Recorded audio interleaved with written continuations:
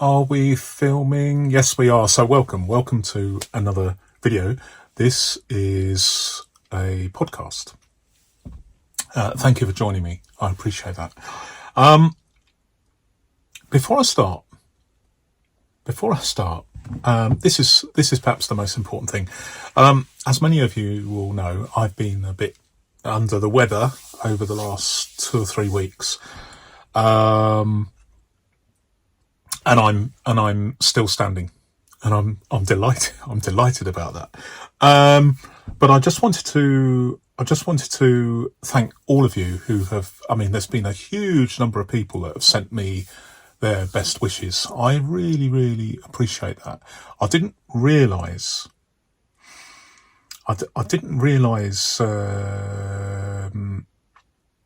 just how big this community is. And I don't know. I know 1 or 2 of you, but I don't know the rest. But I really value your best wishes. Thank you so much. It's been it's been good. It's been good. Thank you. I just wanted to say one thing. 1 or 2 people. There is a video that I made. I believe at the moment it's the last video I made, where I just want to clarify something, because it did concern me. I mentioned in the video, which is the one called routines, that because of the health situation, I wanted to get this video out. It's one of the more important, in my opinion, one of the most important ones I've made, because I wanted to get across, for what it's worth, to get my opinion about routines out there, and how a ring-bound binder, typically a filofax, was such a useful tool in the panoply of life. And I wanted to get it out just in case. I said, even if it's the last one I ever make, I want to get it out there. It's not the last one I'm going to make. I'm delighted about that, but I just wanted to reassure people that although I have some health issues, I'm in my 60s now, I don't feel like I'm going to keel over straight away, but inevitably, because of my issues with my heart. I mean, I've got so many issues. I've got the full Monty of issues. But anything to do with the heart, today could be your last day, and I don't want to be over dramatic about that, but it is a fact. It is a fact. So what I'm trying to do is I'm just trying to be pragmatic about it. But I'm glad I got this video out there. There are a couple recently that I think are important. One is about the book, about how I'm writing a journal aimed at my descendants in 500 years' time. I mean, it's a bit euphemistic, but that's how it is. That's how I'm writing, and I find that quite therapeutic, and it might be of benefit to my future generations, or indeed it might be the case that my descendants chuck it out and it ends up in a yard sale or an auction or a car boot sale, and then someone else reads it and they benefit, and then they pass it down their line. Or it might be digitally copied and disseminated, or it might be rewritten. Many books in the past have been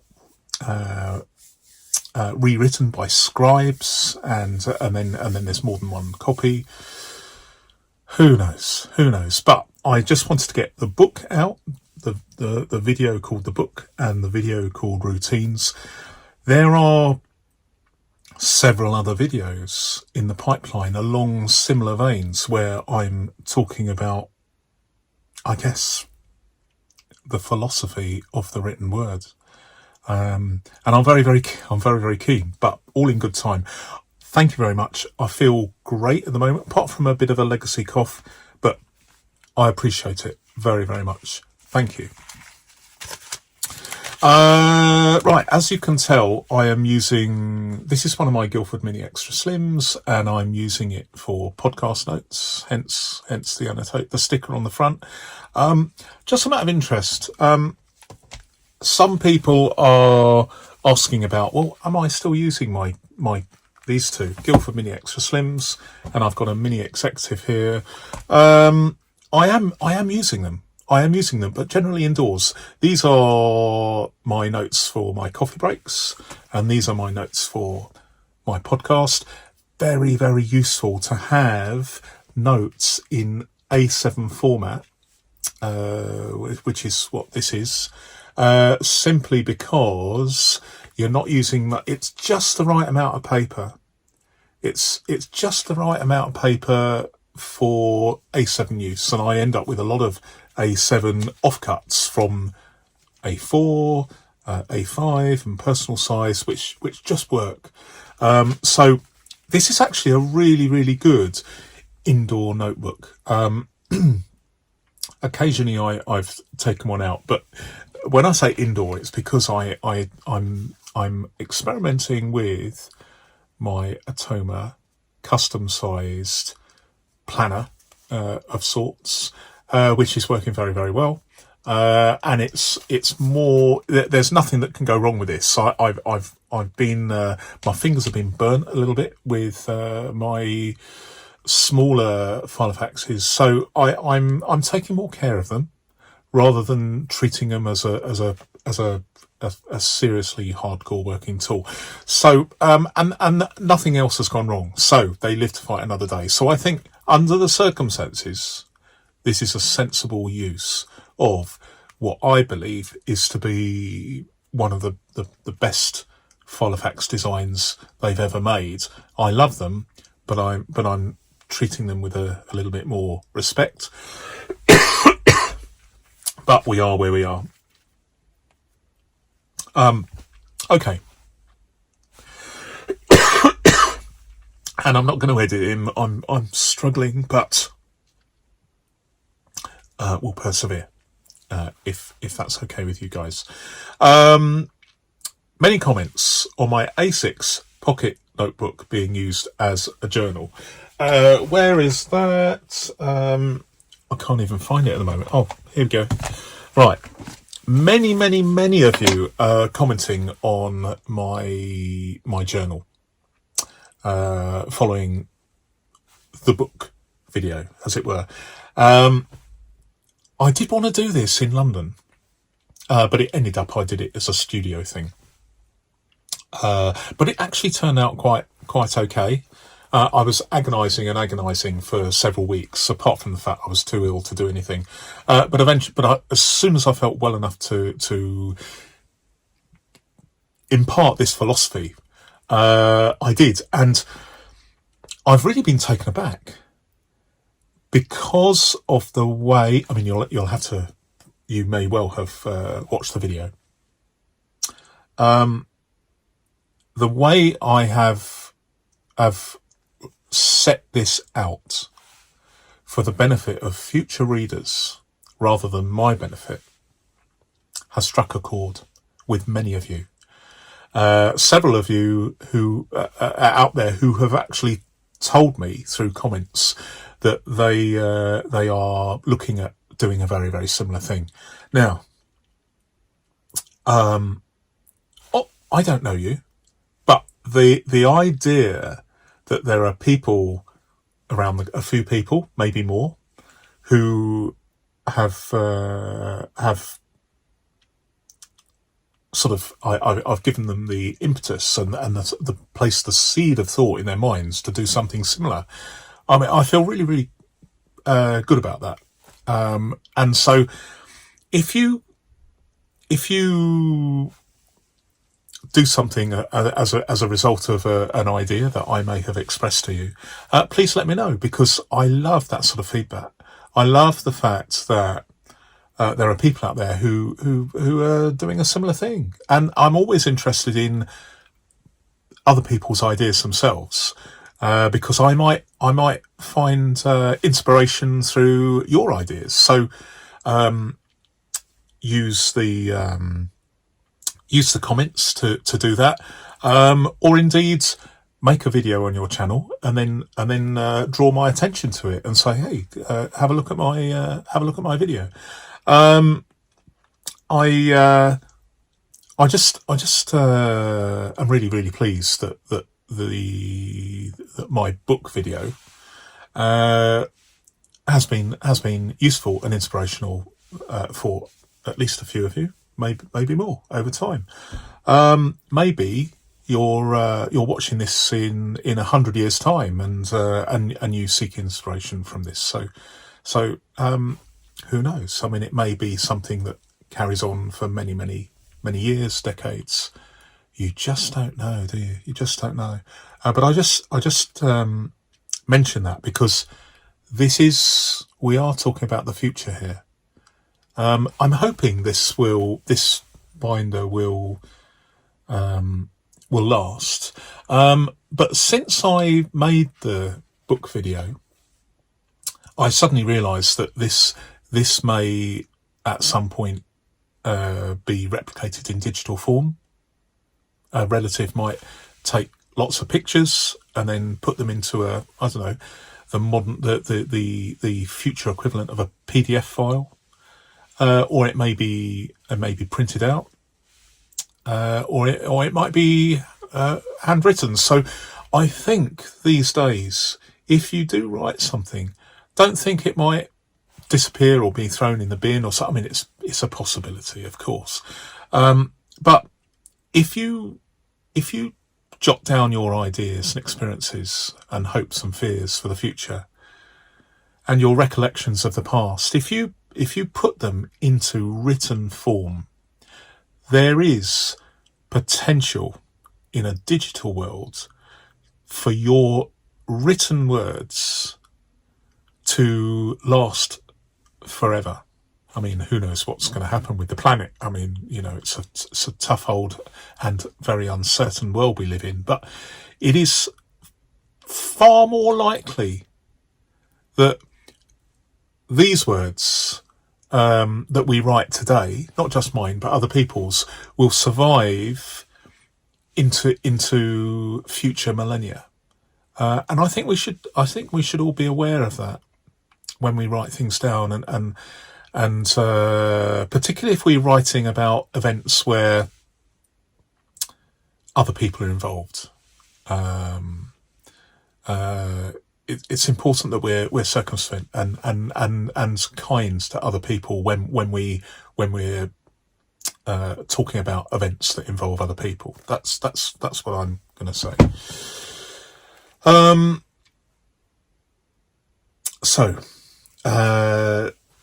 I just want to say something else. I just want to go back to my health issues, such as they are. Lots of people have mentions their own health issues, so I'm clearly not the only one here. And I really appreciate that. It's nice to. I mean, no one wants to be ill, of course, but we're all in this together, and none of us are going to last forever. So it's I really appreciate the fact that you share with me. Some of you are sharing me with your own issues health-wise, from a point of view of longevity, particularly sparked by this book, about how some people are talking about how they regret the fact that they haven't been left anything by their ancestors, but they are determined to leave something for their descendants. So that really pleases me. What a fantastic world we live in, where we can communicate through the ether about subjects as mundane as the written word. Fabulous. Thank you. Thank you for sharing all the the comments that you have made so far. Disbound systems. These disbound systems. Someone said, am I planning on making more of these? Now, this is a tricky thing because as many of you know, I started this channel just talking about filofaxes. In fact, the channel title, Flatability, stems from my frustration with filofaxes where the binder would not lie flat. This one's good. Some others aren't. And years ago, 10, 11, 12 years ago, I did start a channel called Filofax Philosophy. And I changed it because I thought they're probably going to sue me. And I just wanted a generic term that was easy to remember and was associated with my initial frustrations. But from a point of flatability, just as an example, well, there's no problem with disbound binders, so I like these. But I'm branching out, as you know, into all sorts of forms of paper-based productivity. But I know some of you are really, really into disbound binders, and I've been using them for 12 years now, and I love them. But they're not my main thing. My main thing is ring-bound filofaxes, in particular filofaxes, particularly because I like vintage filofaxes, as you guys know. So how much material will I be producing about disc-bound binders? The truth is, I've been using these for 12 years. And I see them very much as a working tool from a point of view of planning. But I don't see this as something to be used for reference, because these pages are fairly transient. I see them as disposable because eventually they're going to wear out and you can't really repair them. Whereas you can have a filofax with pages in here, and if the pages as a reference tool, and if the holes pull through, then you can use page reinforcements. So this is a more of a long-term thing. Pages in here could last 100 years of regular use, but you're not going to have that in a disc-bound planner. But these definitely have their uses. And I'm using one as a planner. And I have this, I call it the flip, which is basically turning over tasks during the day, because I've got a video about this, and this is a really, really handy thing that I use daily. I use several times a day. I use this several times a day. So although I am not talking so much about disc-bound binders, in terms of usage, I am using disc-bound binders more than any other form. Certainly more than ring-bound, and certainly more than notebooks, hard-bound paper. But there's not so much from a point of view of my thoughts and opinions, because they are a very, very simplistic, very rudimentary form of binding that there's not really anything from a vintage point of view or long-term point of view. My planner at the moment is evolving, as you'll know from my last video, which was a coffee break video, talking about how I've changed my page from this size to this size, but I won't bang on about that. So the answer is, I will make some videos about discbound planners, but not very many. Not very many. Routines. Now, I recently made, a few days ago, I released a video called Routines, and that has also struck a chord. There are too many comments to list, but thank you all for your feedback. I really, really appreciate that, and I'm reading every single comment. I looked at it again myself, and I realised that I could have been definitely more concise, but you know that's on a par with my videos. I could have been more concise. There could have been things that I could have left out and added. But from a point of view of routines, I will revisit this topic because it is quite a wide-ranging topic, and it does appear that quite a few of you are interested in this. So there's more to say. I would say, how are we doing? 21 minutes, not too bad. So I will be revisiting it. Next topic. A viewer bought a binder on eBay, and they asked me, was it? I'm just going to blow my nose. Excuse me. Not out of the woods yet, but we're getting there. So a viewer bought a binder on eBay and asked me, was I the one that sold it? And the answer was no. As I record this at the end of November 2023, I don't have any binders for sale out of my personal collection. I am an antiques dealer, and I do occasionally buy and sell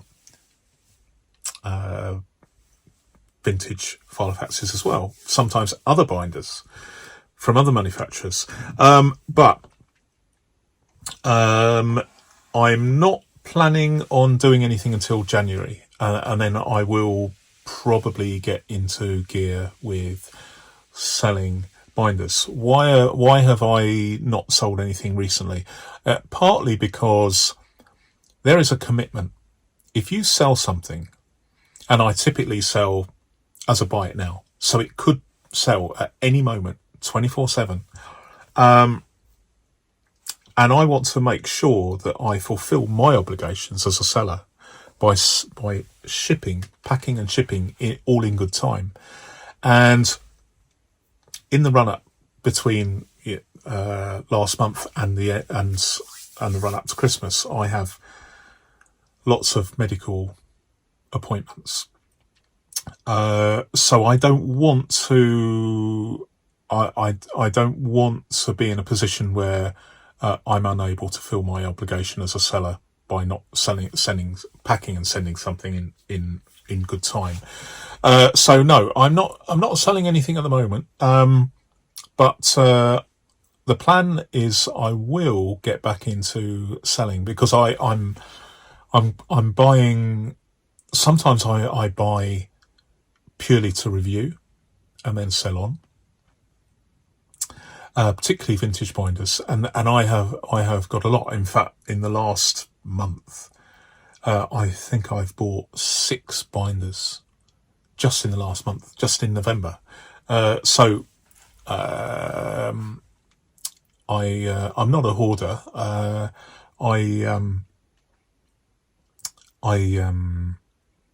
Even though it is very, very limited, I used to export all over the world antiques, and I've stopped doing that since the new VAT rules came in at the beginning of 2021, and just restrict my sales, at least at the moment, to UK only. But I'm not selling anything at the moment, but I will do. And when I do, I'll leave a link in the. I'll start leaving a link in the description for that very purpose, so that you can have a look at what's for sale. I've come to an awkward one here. But first of all, I just want to say, several people have sent me stuff, either as a gift or to review. And I'm very, very flattered and grateful. This is, I suspect, inevitable. If you are into a certain subject and you have a YouTube channel, people could do that. And there are many of you out there that know that I am a business seller, and there is a legal requirement, certainly here in the UK, as a business seller, not as a private seller, but as a business seller, you have to have a bricks and mortar address.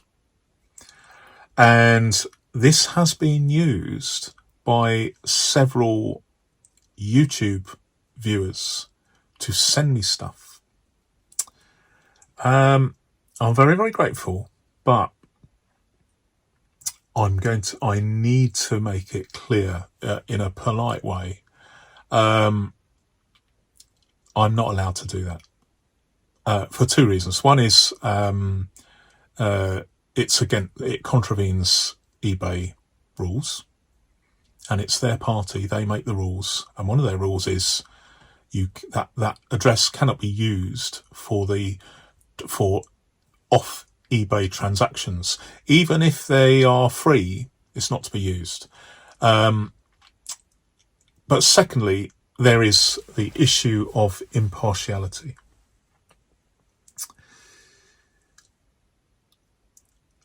I was thinking about this a few months ago, and then I decided to make a decision, and I'm sticking to it. And the issue is this: if someone sends me something to review, even if it's a gift, even if there is no expectation of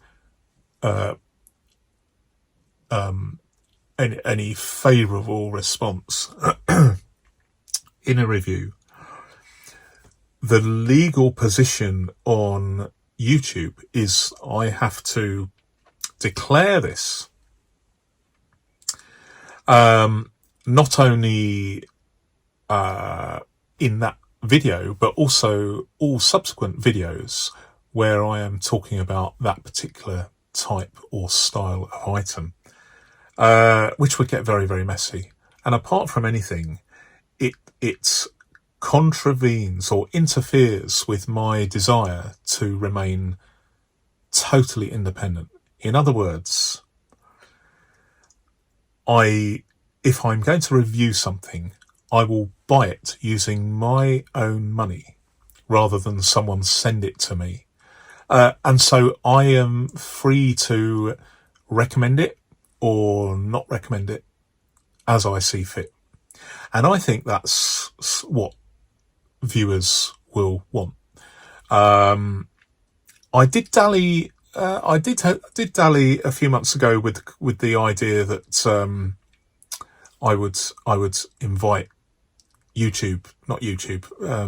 filofaxes to send me products to review, and then I thought they're probably not going to like it if I talk about their binders in the very, very hard-hitting, forthright view that you have come to expect from me. And I think viewers want that. They value my opinion because I pull no punches.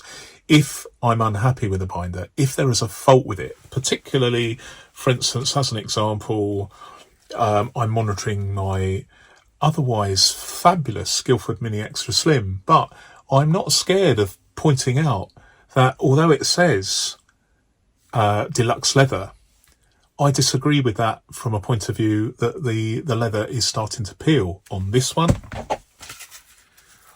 on this Mini Executive, and on this other Guildford Mini Extra Slim, where it got so bad that I took the trouble to soak it and then just lift off all the bits and pieces with an old toothbrush. So if I'm unhappy with a product,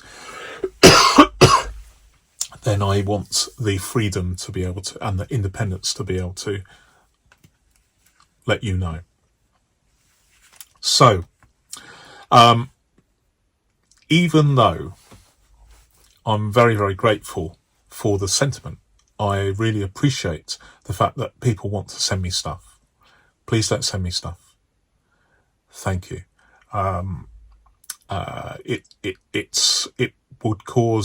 It would cause me a lot of stress, and it might even force me to pay customs handling charges if people send stuff from abroad.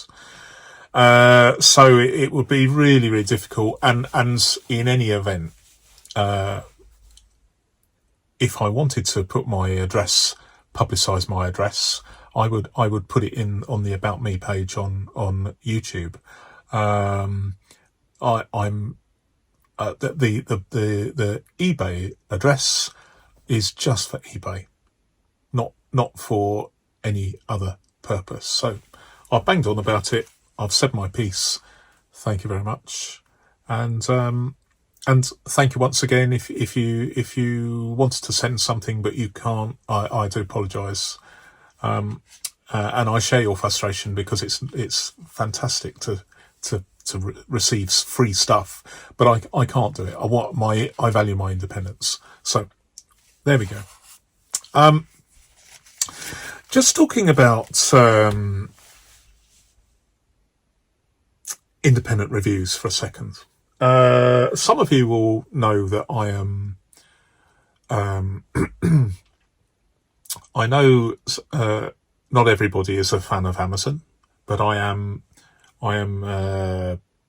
officially an Amazon associate. It basically means that if I review something and create an affiliate link to that Amazon product, and then one of you clicks on that product and buys it, then I receive a small amount of commission. I'm earning a small amount every month from this. I don't see a conflict with that. I think it's good for me. And on my very small recommendations list, which I don't add on every description, but I might do at some point. I want people to know that I only provide a link if I am actually satisfied with that product myself. So there are some products won't ever appear on the list, but some will.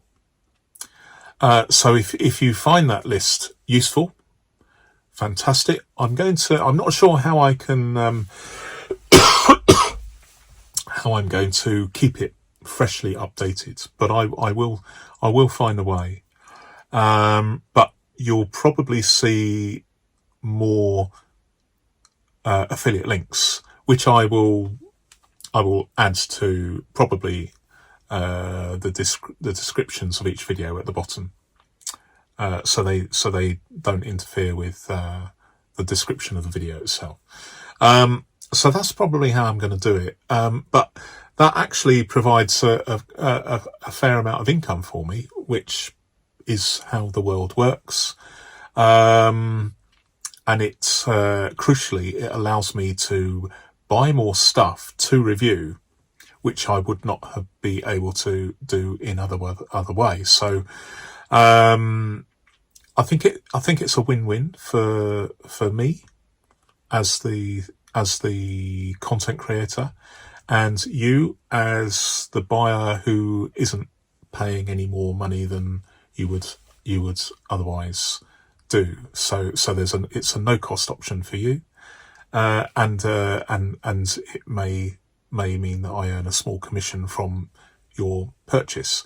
So I'm all right with that. I'm also an officially approved eBay affiliate. There may be more schemes that I might join, but at the moment I'm happy with just being an eBay affiliate and an Amazon associate.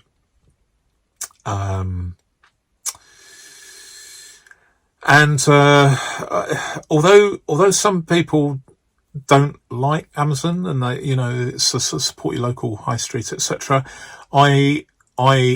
Amazon have given me a platform as a bookseller for many, many years, which has allowed me to sell books that I would not otherwise be able to do because I can't afford to run a bookshop.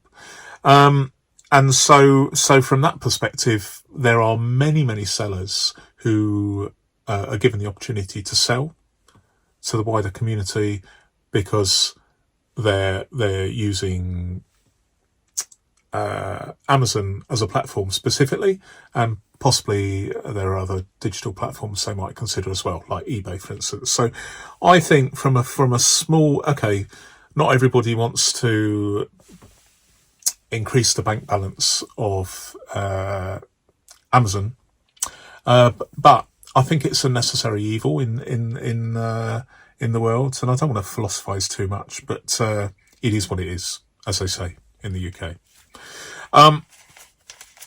Finally,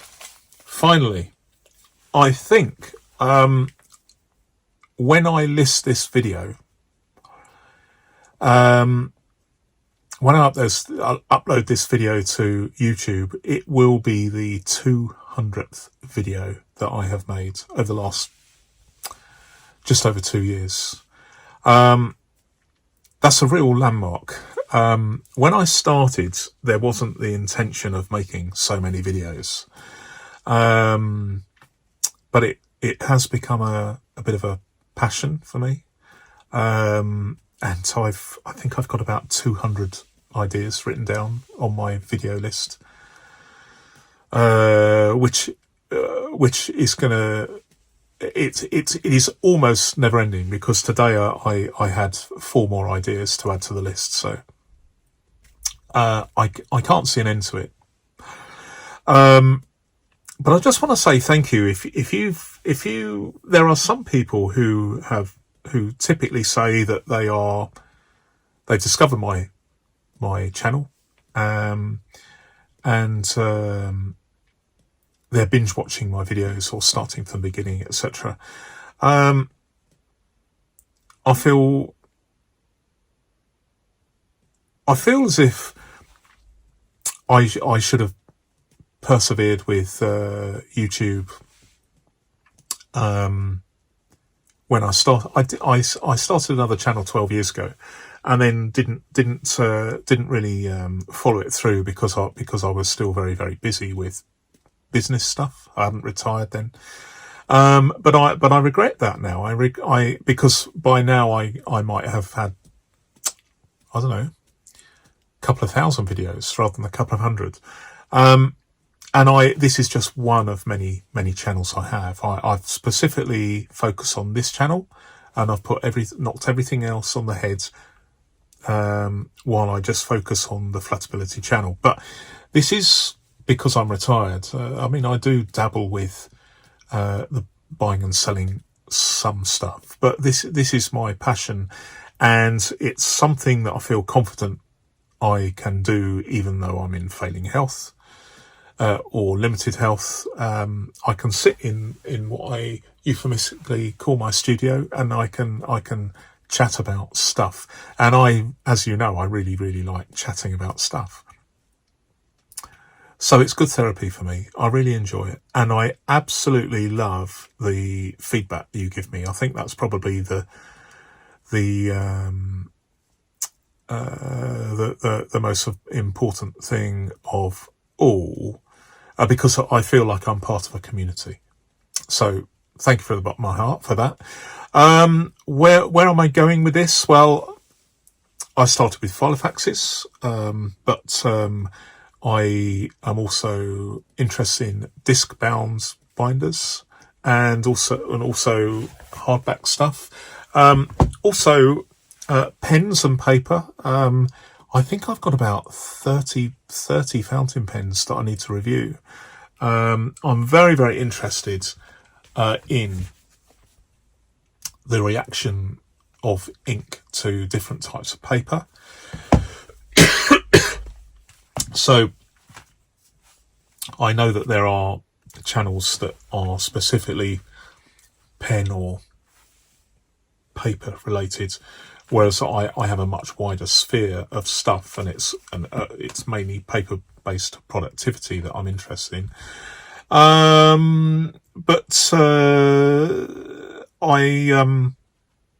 I'm starting to explore the psychology of the written world, and a bit of philosophy thrown in there.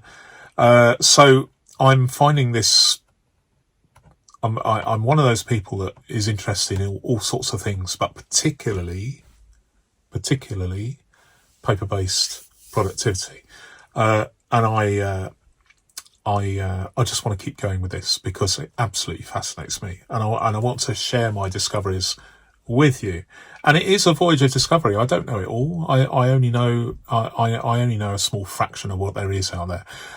So I really enjoy the thought process, and this sort of voyage of discovery is a little bit of an ambitious term, but it's a voyage of discovery.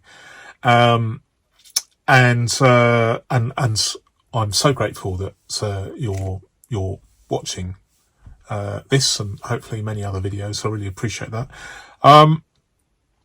One thing, if I could ask as a favour, I am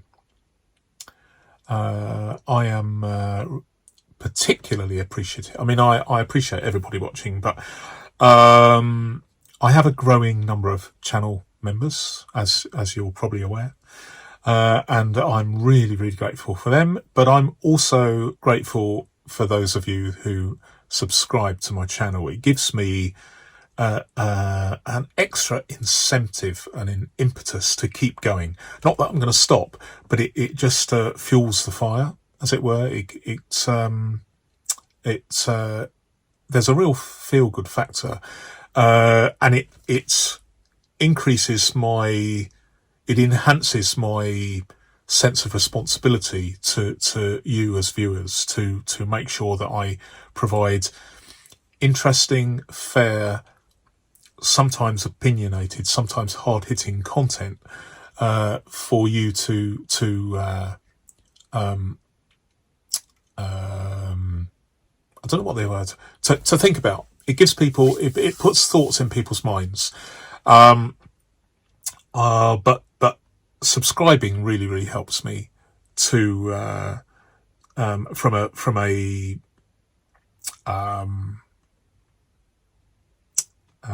cathartic point of view.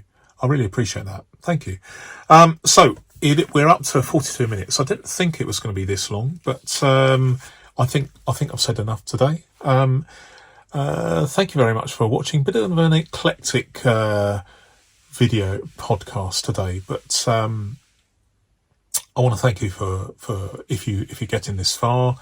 I really appreciate it. And until next time, thank you very much, and goodbye.